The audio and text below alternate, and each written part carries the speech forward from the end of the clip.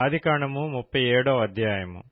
యాకోబు తన తండ్రి పరదేశవాసిగా ఉండిన కనాను దేశములో నివసించెను.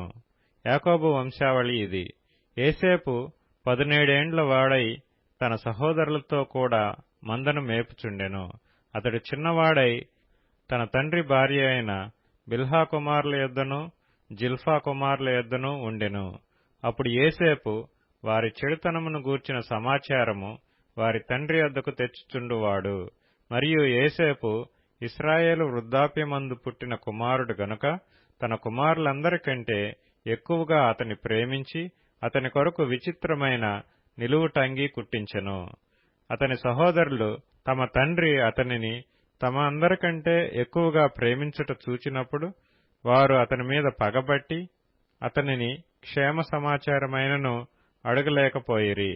యోసేపు ఒక కల కని తన సహోదరులతో అది తెలియచెప్పగా వారు అతని మీద మరీ పగపట్టిరి. అప్పుడు వారిని చూచి, నేను కనిన ఈ కలను మీరు దయచేసి వినుడి. అదేమనగా, మనము చేనిలో పనలు కట్టుచుంటిమి. నా పన లేచి నిల్చుండగా మీ పనలు నా పనను చుట్టుకొని నా పనకు సాష్టాంగపడినని చెప్పెను. అందుకతని సహోదరులు, నీవు నిశ్చయముగా మమ్ము నేలుదవా, మా మీద నీవు అధికారి వగుదువా అని అతనితో చెప్పి అతని కలలను బట్టియు అతని మాటలను బట్టియు అతని మీద మరింత పగబట్టిరి.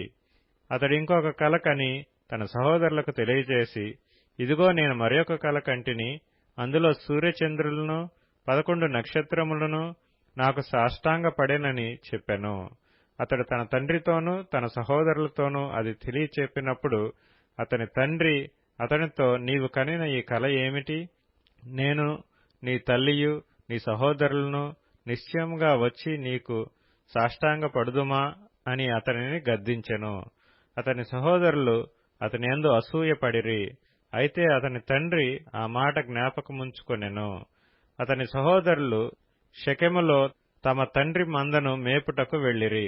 అప్పుడు ఇశ్రాయేలు యోసేపును చూచి, నీ సహోదరులు షెకెములో మంద మేపుచున్నారు, నిన్ను వారి యొద్దకు పంపెదను రమ్మన్నప్పుడు అతడు మంచిదని అతనితో చెప్పెను. అప్పుడతడు, నీవు వెళ్లి నీ సహోదరుల క్షేమమును మందక్షేమమును తెలుసుకొని నాకు వర్తమానము తెమ్మని అతనితో చెప్పి హెబ్రోను లోయలో నుండి అతని పంపెను. అతడు షెకెమునకు వచ్చెను. అతడు పొలములో అటూ ఇటూ తిరుగుచుండగా ఒక మనుష్యుడు అతనిని చూచి, నీవేమి వెతుకుచున్నావని అతనిని అడిగెను. అందుకతడు, నేను నా సహోదరులను వెదకుచున్నాను, వారు ఎక్కడా